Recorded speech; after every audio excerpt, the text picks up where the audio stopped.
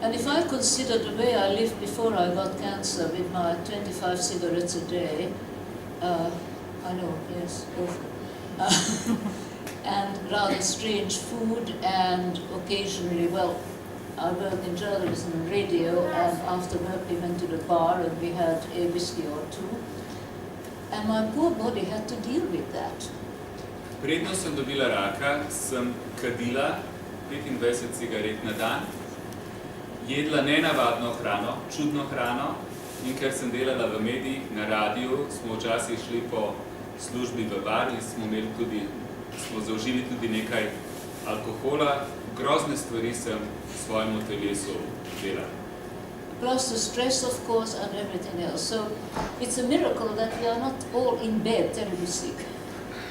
Tudi stres je bil zraven in pravi čudež je, da nismo vsi skupaj nekako v posteli bolani. So what does all this mean? It means that we have to learn to listen to the body's real needs, not what we think we need.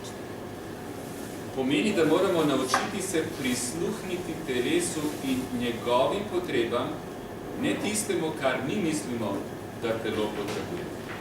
Because I was absolutely convinced that in order to do my job properly, I needed 25 cigarettes a day. Popolnoma sem bila prepričana, da z ciljem, da dobro opravim svoje delo, da preprosto potrebujem 25 cigaret na dan. So, listen to what the body needs. The body needs clean, good food with enough nutrients for it to be able to do its job. Poslušajte telo. Telo potrebuje dobro hrano z dosti hranili, zaradi tega, da lahko opravi svojo funkcijo.